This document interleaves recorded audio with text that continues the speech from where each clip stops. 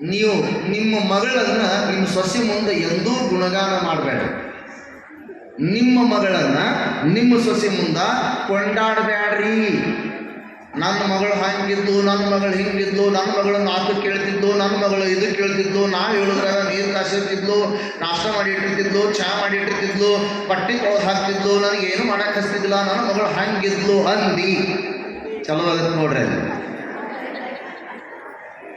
ಆಕೆಂತ ನಮ್ಮಪ್ಪ ನಮ್ಮವ್ವ ಹೆಂಗಿದ್ರು ನಾ ಬೆಳಗ್ಗೆ ಇಟ್ಟಕ್ಕಿದ್ರು ಯಾಕೆ ಹೇಳ್ತಿದ್ದೇವೋ ಇಟ್ಟತ್ತು ಯಾಕೆ ಹೇಳ್ತೀವಿ ಅಂತಿದ್ದಿಲ್ಲ. ಆಕೆ ಅವ್ರ ಅಪ್ಪವನ್ನು ಕೊಂಡಾಡ್ತಾಳ.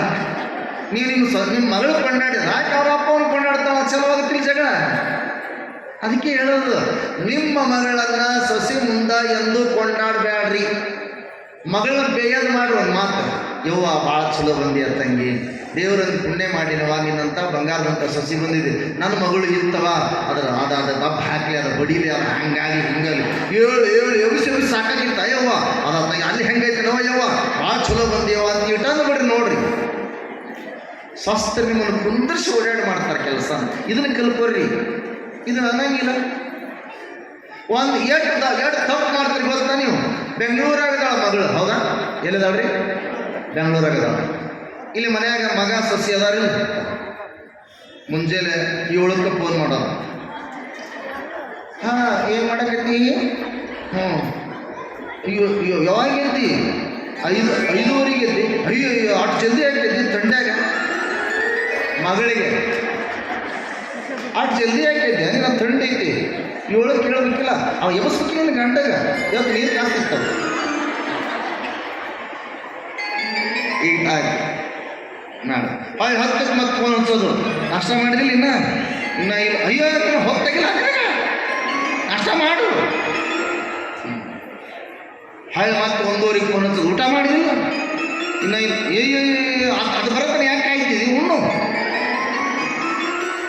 ನೋಡ್ರಿ, ದಿವ್ಸಕ್ಕೆ ಬೆಂಗಳೂರಾಗಿರುವಂಥ ಮಗಳಿಗೆ 4 ಸಲ 5 ಸಲ ಫೋನ್ ಹಚ್ಚಿ ಮಾತಾಡ್ತೀಯಲ್ಲ ಅತ್ತಿ. ಇಲ್ಲಿ ಕಣ್ಣೆದುರಿಗೆ ಓಡಾಡಿ ದುಡಿಯುವಂಥ ಸೊಸಿಗೆ ಒಂದ್ಮೇಲೆ ಊಟ ಮಾಡ ತಂಗಿ ಹೊತ್ತಾಗೈತೆ ಅಂತಂದು ಏನು ಕೈ ಮಾಡಿ ಕೈ ಎತ್ತಿ ಹೇಳ್ಕೊಡ ಮಗಳಿಗೆ ಸೊಸಿಗೆ ಅಂದಿರಿ. ಕಣ್ಣೆದುರಿಗಿರುವಂಥ ಸೊಸಿಗೆ ಚಂದ ಇಟ್ಟು ಅನ್ನೋದು ಕಲೀರಿ. ದೂರ ಇರೋ ಮಗಳು ಬಿಟ್ಟು ಬಿಡ್ರಿ. ನಿಮ್ಮ ಮನೆ ಚಂದ ಇರ್ತದ, ಸುಂದರವಾಗಿರ್ತದ. ಹಂಗಿಲ್ವೇ? ಏಟ್ ಹೇಳಿದ್ರು ಆಗೋದಿಲ್ವೇ? ಅತ್ತಿನೇ ಆಗಿರ್ತಾಳೆ, ಹೌದಲ್ಲ? ಎರಡೂ ಜಗಳ ಮಾಡಿದ್ವು ಅಂದ್ರೆ ಇವ್ರಿಗೆ ಇಲ್ಲಿಗೆ ಬರ್ತ ನೋಡ್ರಿ. ಮಗನಿ ಅತ್ತಿ ಸೊಸಿ ಜಗಳ ಮಾಡಿದ್ವು ಅಂದ್ರೆ ಕುಂತಿರ್ತಾವ.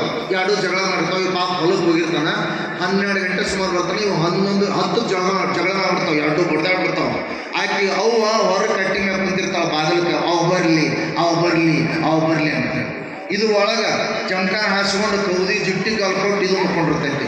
ಅದು ಬರಲಿ ಅದು ಬರಲಿ ಇದು ಹೊರಗಿಂದ ಬಂದು ಅವಾಗ ಪಾಪ ಬಿಸಿಲಾಗಿ ಹೊಲದಾಗ ದುಡಿದು ಬುದ್ಧಿ ಹೆಂಗೆ ನೆನ್ಕೊಂಡು ಬರ್ತಾ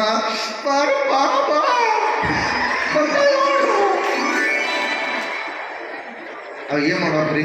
ಬಿಸಿಲಾಗ ದುಡಿದು ಬಂದಾಗ ಜಳಕ ಮಾಡಿ ಊಟ ಮಾಡಿ ರೆಸ್ಟ್ ತಗೋಬೇಕಂತ ಅವ ಅಂತದ ಬಡದಾಗ ಸುರು ಅವು ಒಂದು ಏಪ್ಪ ಏನಾಗ್ತದೆ ಅಂತೇಳಿ ಬಂದು ಒಳಗೆ ಅಲ್ಲಿ ಮೂಲ್ಯಾಗ ಗುದ್ದಿ ಇಟ್ಟು ಹಿಂಗೆ ಪಾಠಶಾಲೆ ಇವು ಅಂತಿರ್ತಾರ. ಇದು ಕೌದ್ಯಾಗ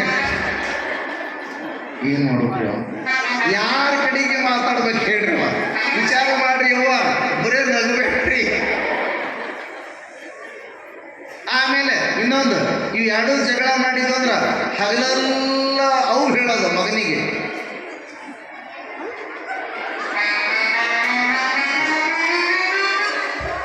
ಹಗಲೆಲ್ಲ ಅವು ಹೇಳೋದು. ಎಷ್ಟು ಮಂದಿ ನಗುತ್ತೀರಿ ನಿಮ್ಮವ್ರು? ನೀವು ಎಲ್ಲರ ಕೆಲಸ ಮಾಡಿದ ಎಷ್ಟು ಮಂದಿ ನಗುತ್ತೀರಿ? ಎಲ್ಲರ ಕೆಲಸ ಮಾಡಿದಾರೆ. ನೀವು